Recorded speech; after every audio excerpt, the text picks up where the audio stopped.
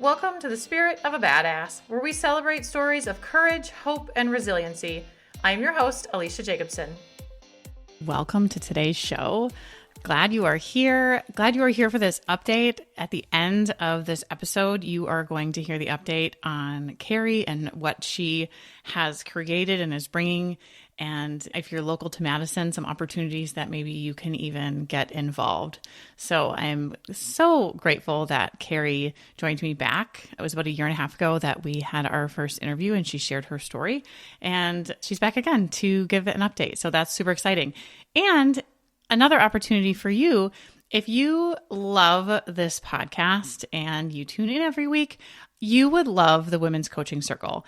And that circle begins October 1st. If you listen to Jamie's update last episode, she talked about how she had this information that her studio was going to be bought out and a whole new rebrand and all these things after the flood that she originally had. And she couldn't tell anybody. And in life, we have these situations happen all the time, whether it's with our family, with our friends, with our work, where we have this information that we are holding and it is heavy. And she said, I told my family, but they really didn't understand. And that is where the Women's Coaching Circle comes in. We meet for 7 months. We meet weekly. Several times a month, we are meeting. You are making connections. And you're like, Alecia, no, that doesn't sound like my jam. No, I guarantee you it is. Because after the first month, it's no longer awkward and weird. And you feel so connected and supported by the women in this circle. And we as women are the carriers of all of the things. We keep all the balls in the air. And when we have things that we have nowhere else to take, where we just need to show up as ourselves authentically and be able to just lay down the armor and get support and make a plan, execute the plan, and have some people holding us accountable to that plan, because let's face it, that is really hard. That is the number one thing that I hear from people. I just need accountability. I need to make a plan. We do all of this inside the circle. So if you love this podcast, if you would benefit from having a small community of badass women supporting you, check out the Women's Coaching Circle. The link is in the bio. We start October 1st. It is an amazing, amazing year that we spend together, 7 months, and you will not be the same at the end. You will be just this beautiful, transformed, supported being at the end of this. So go ahead and check out that link. I have a call with you, see if it's a good fit, and then we get you in and we begin. It's so much fun. Hello, and welcome to all of you badasses joining us here today. I am here with Carey Zawlocki. Carey, I'm so excited to have you here. Carey is an artist, an art educator, a nonprofit leader, mother and wife. Visual arts became a leading force in her life in high school at a pivotal time in her personal life. Creativity has continued to drive her life and career, both as a personal outlet and as a leader of a local nonprofit enrichment school for the arts, where she hopes to create a safe space for all ages to explore creative expression. Welcome, Carey. I am so thrilled to have you here with us today. Tell me, you're here with us in Madison and it is nice out. So how are you enjoying this beautiful, unseasonably warm weather that we're having? It's like emerging from hibernation. It's pretty fantastic. Right? And you're right. Everyone is joyful and happy. And it just is such a huge mood booster to see the sun. Yes. Get that vitamin D from the outside versus in the bottle that we've all been doing for the last 6 months. Definitely. And you were just on vacation for spring break, right? Yeah, we drove to Asheville, North Carolina. So my husband and our 2 daughters and I drove down and visited. I have a nephew that lives there, and we got to go hiking and visit Smoky Mountain National Park and see some really beautiful waterfalls, and then also experience Asheville. Nice. Asheville's a really unique town because it has a very distinctive artistic community.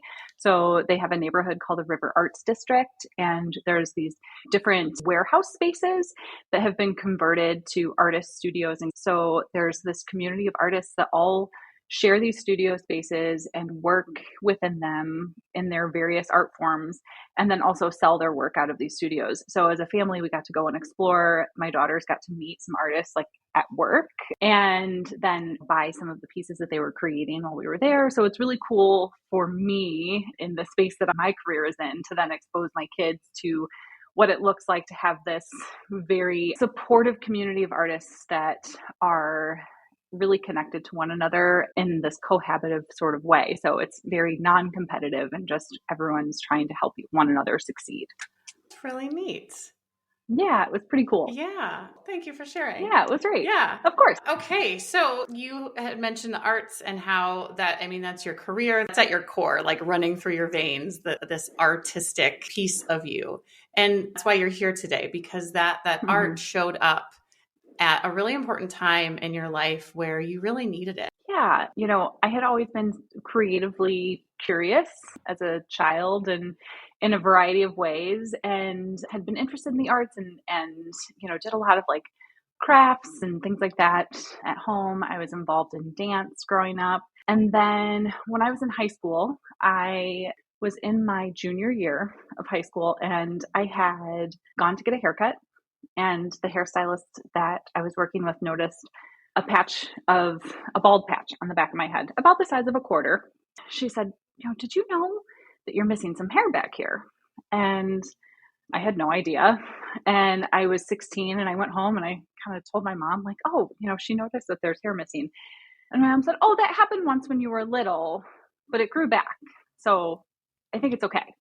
And then we kind of got busy with life. It was the spring, which is like a busy time. As time passed, I started to find more patches. That summer, my hair started falling out pretty quickly. And by the fall, I went from having a full head of hair to having very thin hair that could, like, my ponytail was probably the thickness of my pinky. And you could really see my scalp through my whole head. We had, started to go explore dermatologists and doctors and trying to figure out what was going on. My parents were so supportive and trying to just do whatever they could to get to the bottom of what was going on. And eventually, they were like, we're going to go to Mayo Clinic. Like, that's the destination that you go to when you have a really serious thing happening with your health.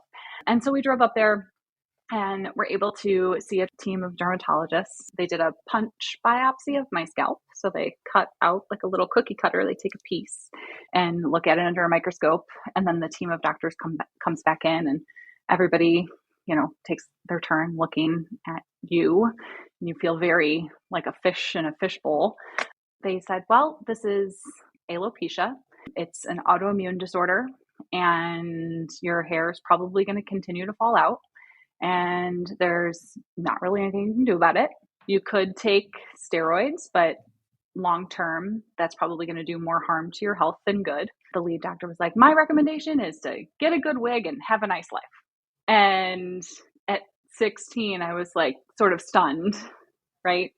And went back to school, went home, continued to lose my hair, went back to school in the fall. And it was my senior year of high school at that point.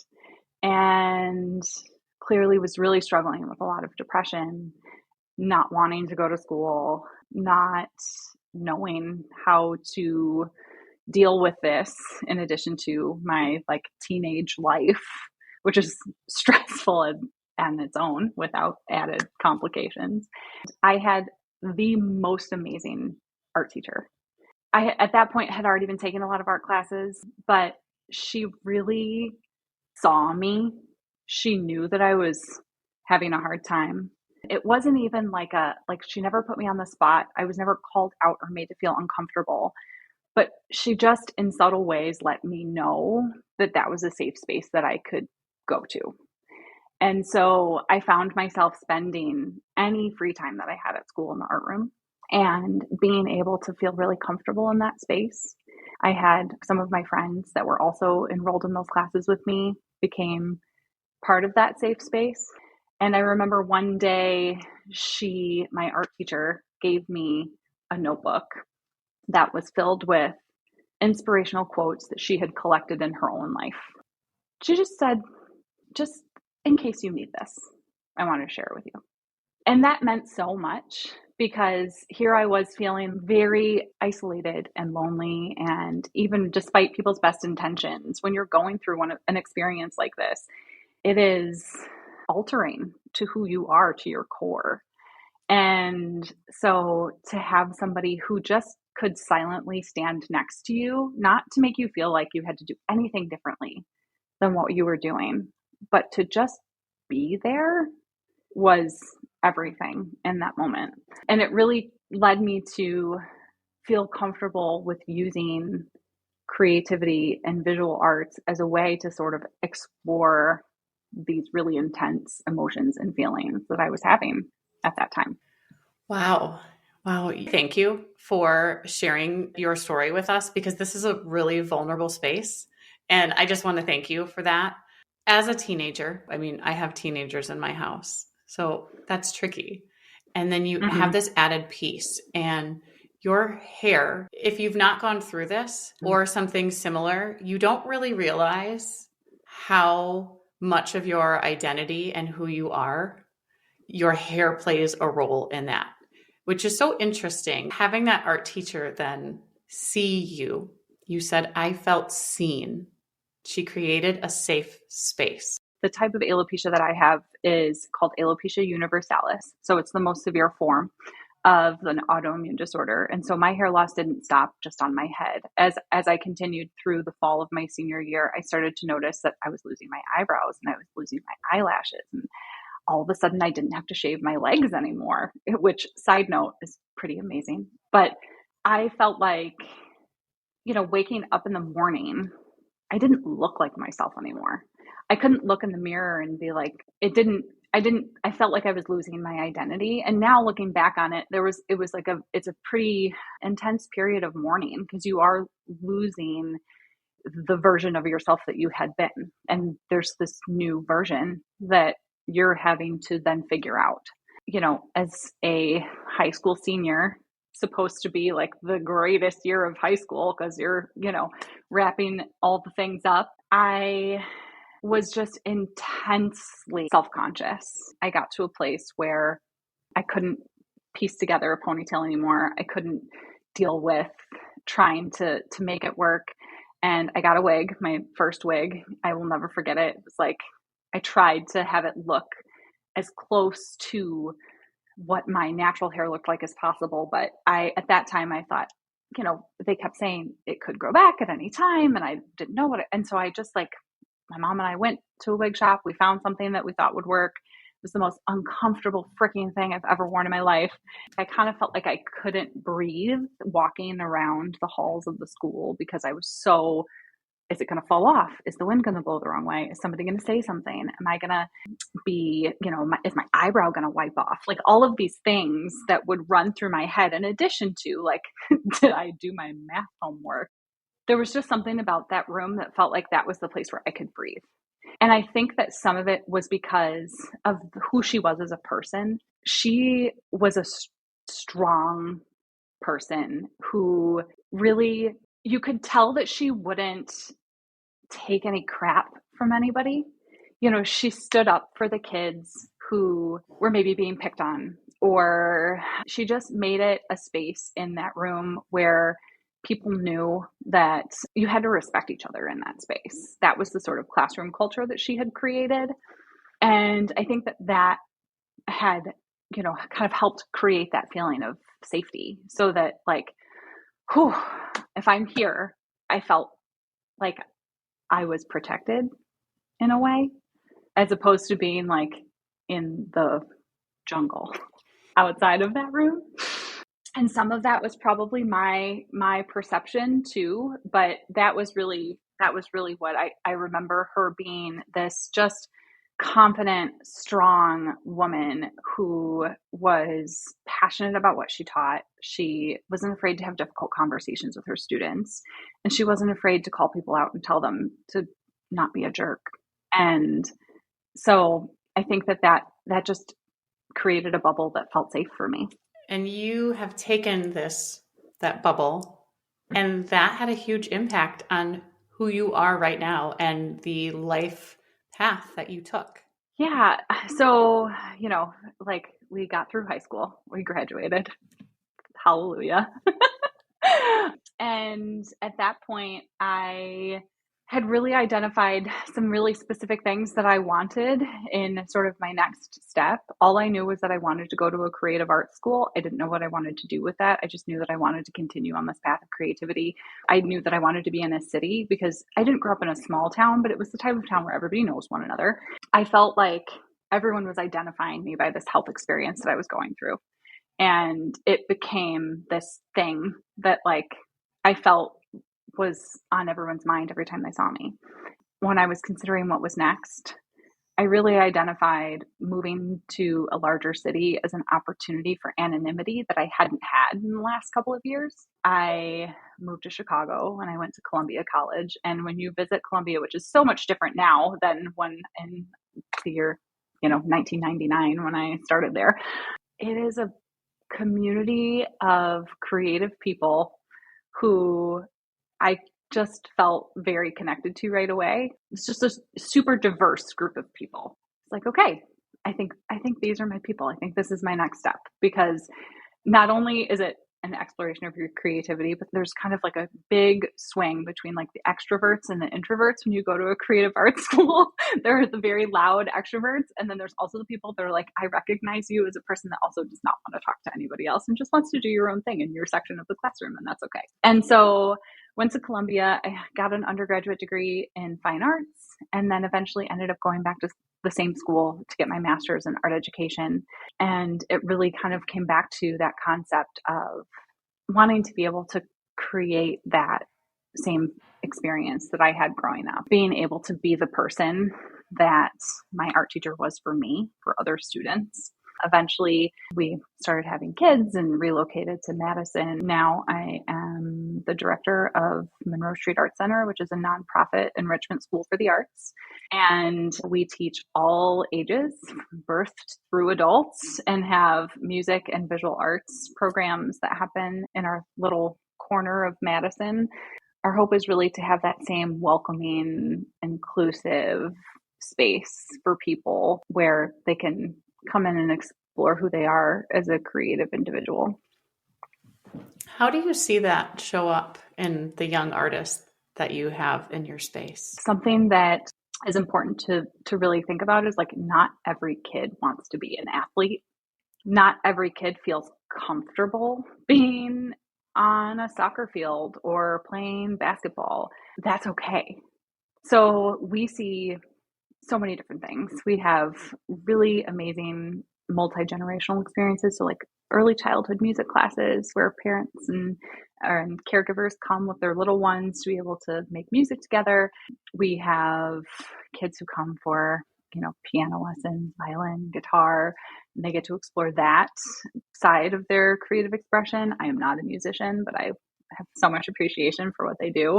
And then we also have our art classes. And so there's a really wide range of kids that come for afternoon art. They come from school and get to work with an instructor and explore different materials and different ideas and concepts. Right now we have a middle school fashion class that they're working on designing a piece for a specific show. And so it's creating that creative community where people can find like-minded individuals and have that opportunity to explore things outside of athletics or gaming or the other things that kind of seem to be taking over the after school space for some kids. That's really interesting that you said about the athletics and not every kid is that, because that's a big thing. And when I work with women, not necessarily the athletics, but I don't fit in this box, this kind of this preconceived like societal thing that I'm supposed to, air quotes on that, be doing.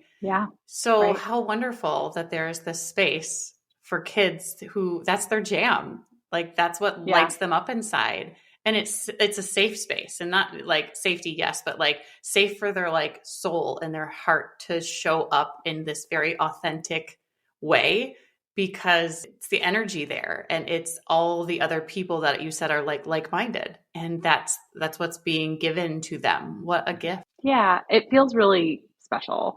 I think that was my sort of biggest thing that I had to work through as an adult coming away from that experience growing up is I felt very different. And I mean, still to a degree, it exists in my life still to this day, to feel like you are so different than the people around you, whether it's your classmates or even within your own family, that that there isn't anybody else that will ever understand or be able to truly grasp that experience that you're having in your life.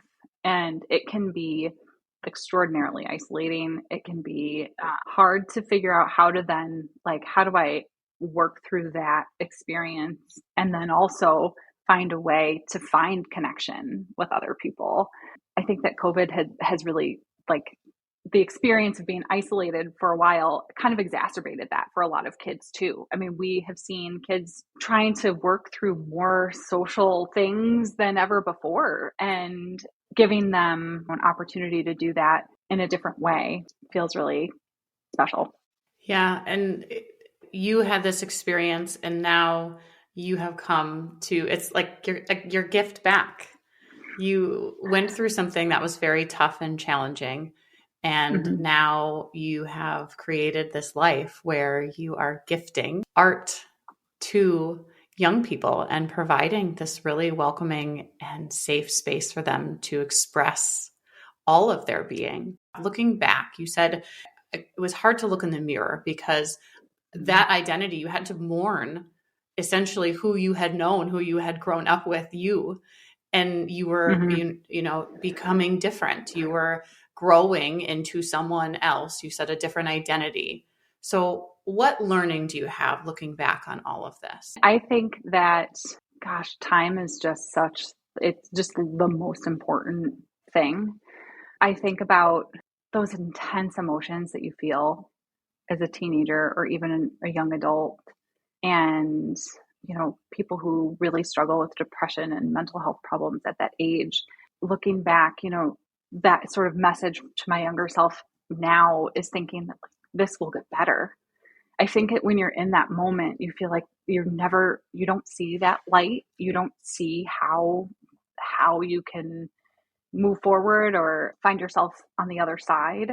And it takes time, and I still have my moments, but remembering that it will, it does get better. I think that for me, there was so much trial and error. It caused me to get really clear about other things, other boundaries for myself.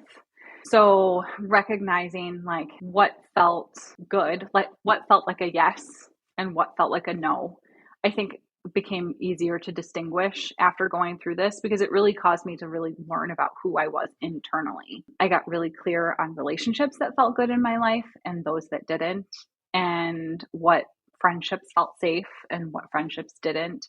And so being able to really recognize those boundaries that were really important for me to create so that I could build those feelings of yes more and the feelings of no, kind of get those out of your life. I think now it's so interesting too, when I think about the difference between early 2000s, late 90s, going through this experience versus now. Now there are amazing, beautiful, inspiring women who are showing up on social media in the alopecia space that didn't exist when I was at that age. So that's the other thing, is I didn't know anybody else. It was just me. I didn't know anybody else. I had no one in my family, nobody that I knew. I eventually in college did meet a few people through a photo project that I was doing. I had to seek them out though. And it was find the person and call them and drive there. And, it was very low tech ways of connecting with people who were going through a similar life experience. And now I follow some really amazing people on social media who are creating beautiful opportunities to show a younger person who's starting to go through this experience, or even this can happen at any time in somebody's life. There are women who start to lose their hair, and men start to lose their hair in their midlife, later in life. And to be able to see, these people who are unapologetically this is who I am. I am creating this space. I'm going out here. And I think that is just such a huge gift to anybody else to be able to have that connection and find people who are having that same experience. It sounds like a couple of things. You have mentioned connection, and in the 90s, like the low tech, like you really had to seek out that connection. It's weird to work for it. Yeah, you had a lot of work for it. So for anyone experiencing this or something similar now, you said connection. There's a lot of people, it sounds like, on social media that inspire and create that connection probably within their sort of arena that they work in. Is there anything else that you would offer to any person that is either experiencing this or is maybe a loved one, like, you know, in their inner circle? For sure. The National Alopecia Areata Foundation is a fabulous organization. They have an Instagram page. We can, I'm sure, link it.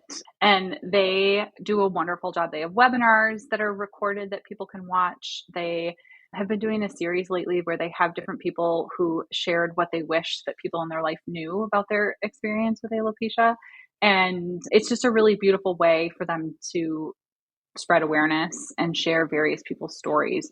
There's also a lot of Facebook groups and things like that too. But I think that the National Alopecia Areata Foundation is probably the largest organization that people can turn to for information and education, but then also to find connection. They do have some support groups that they do in various cities and a conference too annually that people can attend. Oh, nice. Okay. Which I went to once with my mom, which was pretty cool. Yeah.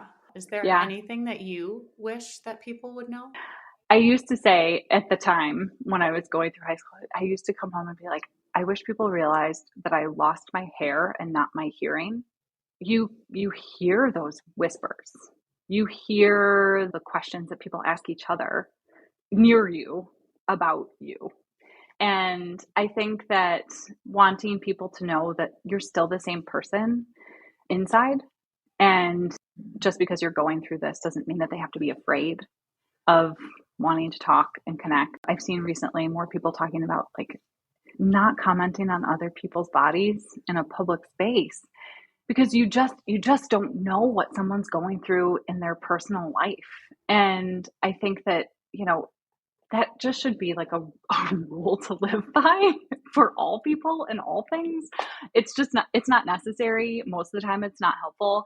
And I think that, you know, now because I have my eyebrows tattooed, I wear false eyelashes. There are a lot of people who have no idea that this is my daily life. There's a lot of people who wouldn't know unless I told them. But it's really interesting because working with kids, there's a different level of observation and verbal filter that happens when you're working with kids than when you're with adults. Like I have one girl last week when I was in a classroom and she looked at me and she was like, "You painted your eyebrows very pretty." And I said, "Thank you. I appreciate that." You know, like the kids that notice things differently, you know, that's different. Like parents, don't hold your breath, like let your kid ask the question if they ask a question, and hopefully people aren't offended by it. Now I'm to the point where I am very honest and open. If people ask me a question or if somebody says, "Oh, wow, how your eyelashes are so long," I'm like, "Great, they're from Target. You can get them. They're this brand." It's so much faster than putting on mascara. And it's something that I've tried to instill in my own kids. Like you just don't know what people are experiencing in their personal lives.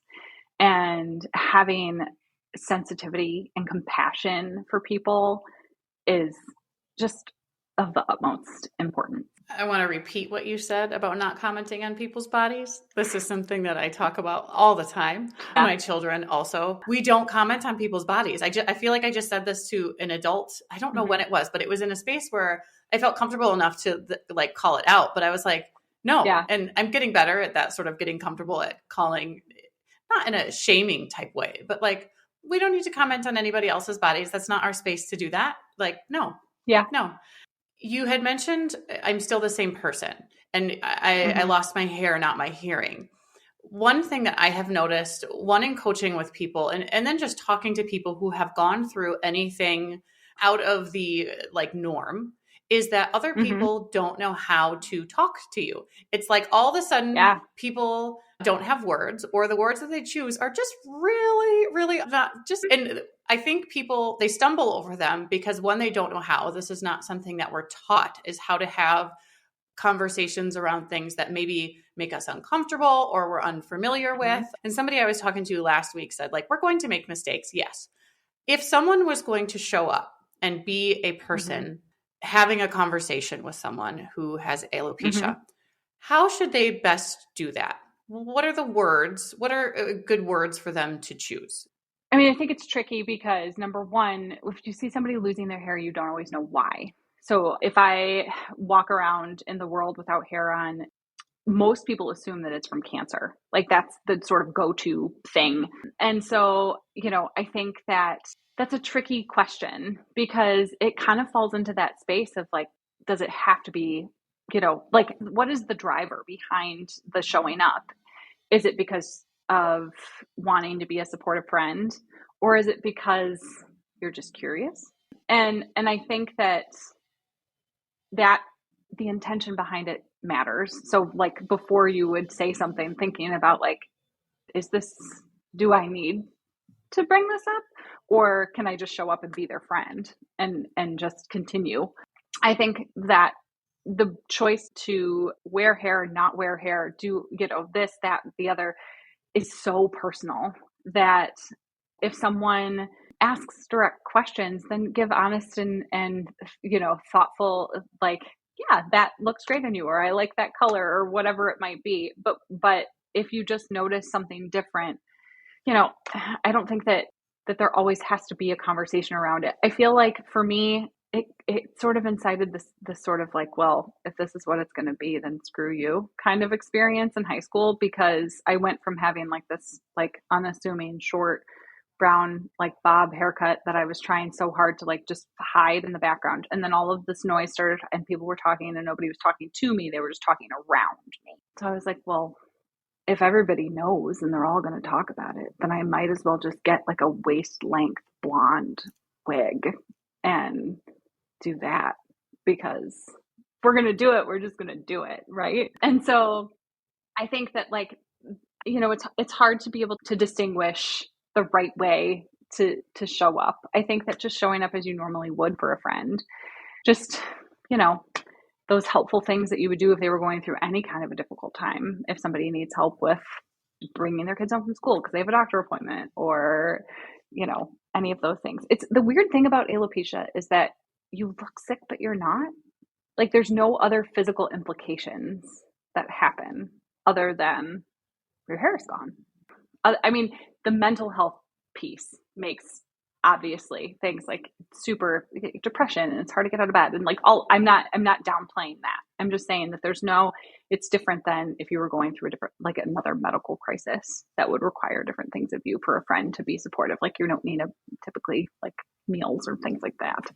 I think just treating them the same, being that same authentic person and not treating them differently than before they had gone through this experience, unless they explicitly say to you, like, it would be really helpful if we just didn't talk about hair.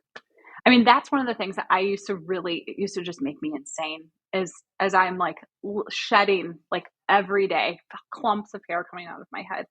I would go to school and I would hear people complaining about their hair, or complaining about, oh, my hair doesn't look good today, or this doesn't, and it would piss me off, because I'd be like, you're so freaking lucky that you have this to complain about. We all sort of take for granted what we don't think about as being, something that you have to be grateful for.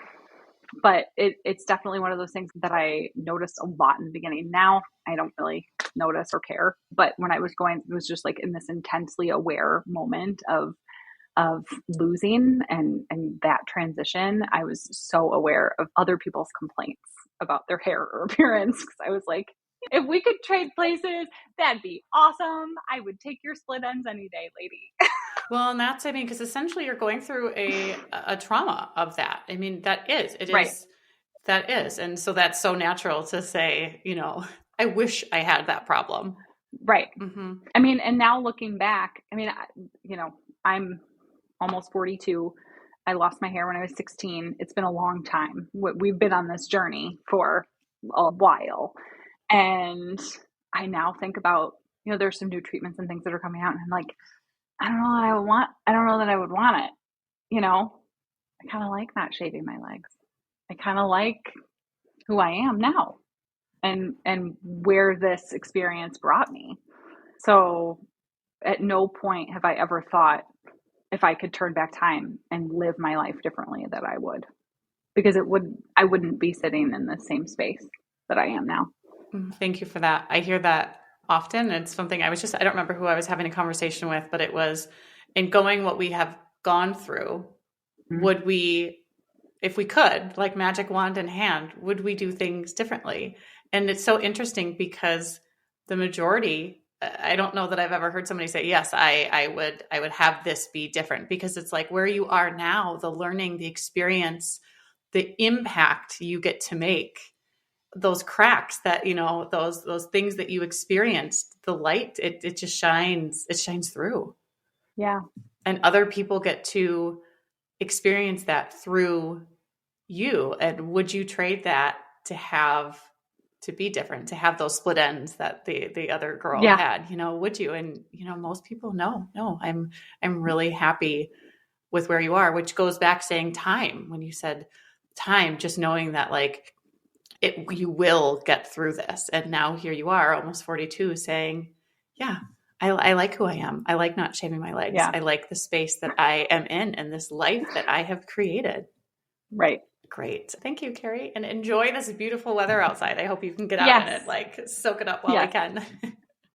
All right. I hope you enjoyed the first part of this episode. And now we have Carey back. This is over a year later, and she has some exciting things to share with us. It's an exciting time this month. So we're going to hear how she has used the tools that you just heard about and keeps using them in life, because that's what we have. We learn these tools and then life has a way of happening, and we keep using them and it kind of expanding and flexing. So Carey, welcome again, and kind of share with us what's happening this month, what's exciting, and then tell us what have you created, because you've created something new.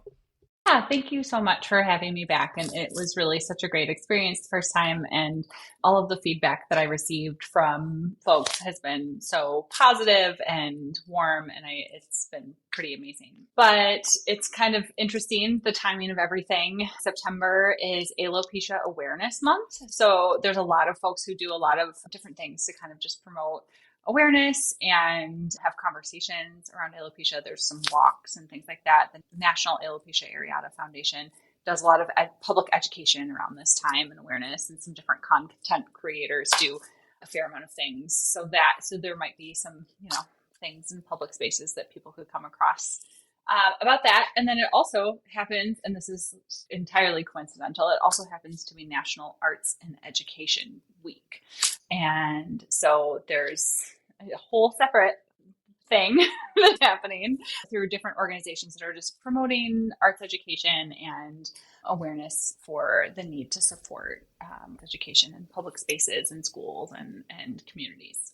Okay, so that leads us into tell us what you have created. Yeah, so this was like a newborn hatchling the last time we talked, so I wasn't really in a space where I could talk about it, but now it's been over a year. It's like a year and a half since we had first spoke. And so a lot of what we do here at the Art Center is lessons for folks who are interested in signing up, registering, paying for classes, whether it's private music lessons or group art classes or group music classes. And so it's wonderful. We have that side of our community there that are coming in and they're kind of paying registration fees. But we had so many conversations here between our board of directors and our staff and other members of the community about, arts education is really a luxury for a lot of folks and is expensive and difficult to obtain for some people. And so aside from the people who can afford to come here and pay for lessons, we wanted to make sure that we were doing our part to reach the people who maybe didn't have that kind of expendable income that they could invest. It's expensive to have a family when you have multiple children that are interested in different extracurriculars. There's a lot of demands on families. And so we wanted to make sure that we were providing accessible opportunities for folks to be able to participate in arts education. We have always had a financial assistance fund here at the Art Center, so folks can apply for a scholarship in order to take music lessons or art lessons. We almost always have more requests than we can fund, but we do try to say yes to as many families as we possibly can. But we also have started an initiative called Beyond Monroe Street, which is a fund in which we are covering the cost for these community programs that are free for folks to attend. And most of them are in collaboration with other community organizations so that we can serve different groups of people. So for example, one of them is in collaboration with Aspire Therapy. And that program is early childhood focused for kiddos who have different abilities and different needs and can use art and music classes to work towards therapy goals. So there's early childhood music where they can bring augmentative communication devices. There's a speech therapist in attendance in the class, and they get to use that environment to be with siblings, friends, peers, and enjoy making music, but then also working on communication. Similarly, with the art classes as well, we have an occupational therapist who comes and supports the art classes for that program.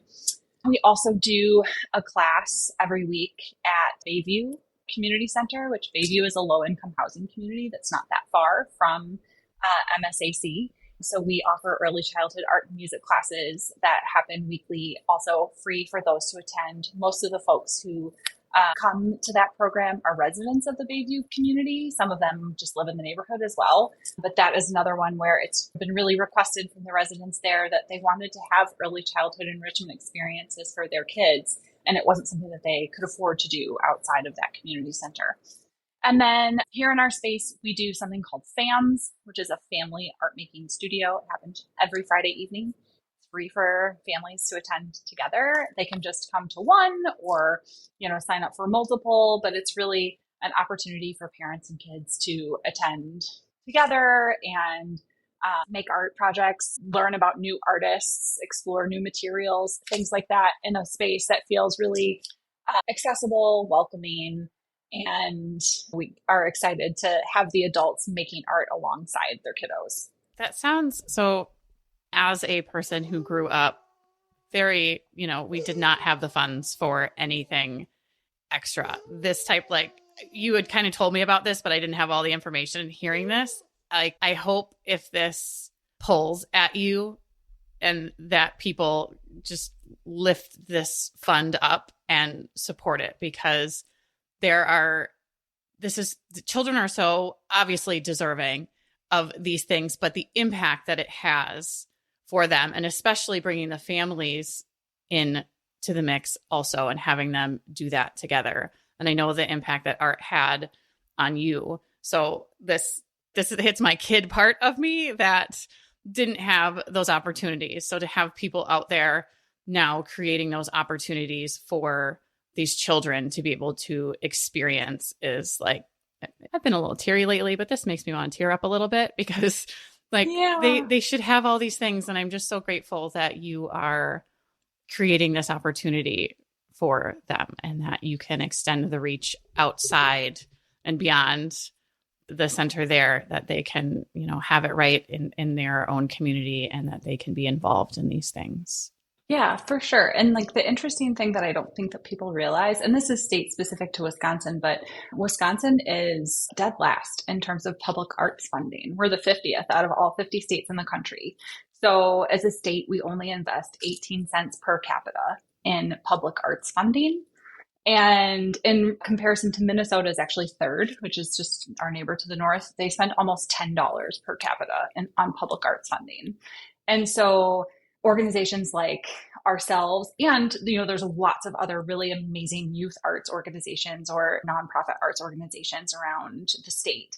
And without corporate support or individual supporters, the funds don't come to us magically. We have to write grants and do what we can to fundraise to be able to make these experiences happen, because arts are typically the first thing cut when there's a budget problem in schools or they don't have their own classroom. And realistically, 45 minutes once a week isn't enough. It's not enough time for them to really get the full benefit of a creative experience.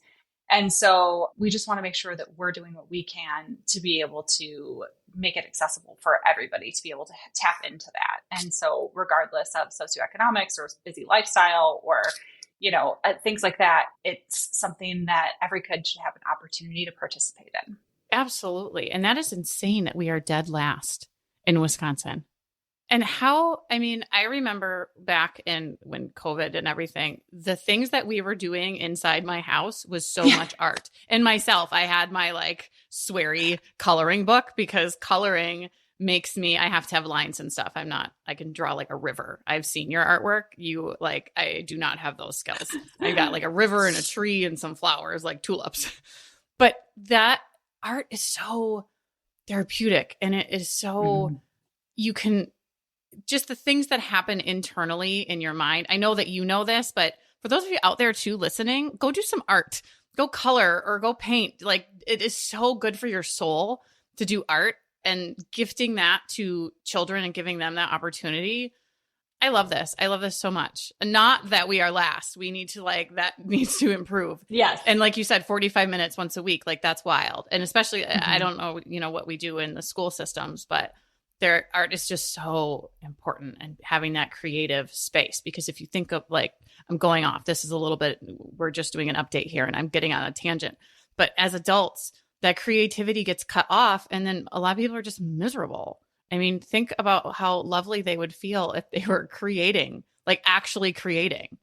Yeah. I just recently did a talk with a group of adults about the importance of creativity and thinking about it like a muscle, like something that you have to work out in the same way that you do your body or some other, aspects of your life, that you can't just wake up one day and be like, okay, I'm going to spend 45 minutes doing this thing. That, small steps to do a little bit every day. I have a visual journal, and that's one of my ways that I process my day, is I sketch different things. And there's so many people who feel like drawing is like the only way to be creative, but that's such a one narrow, tiny thing. That's one aspect of creativity. And there's so many other ways. I mean, cooking, gardening, just literally your kitchen dance party. All of those things are ways to process through creativity. And yeah, adults miss out on that a lot of the time.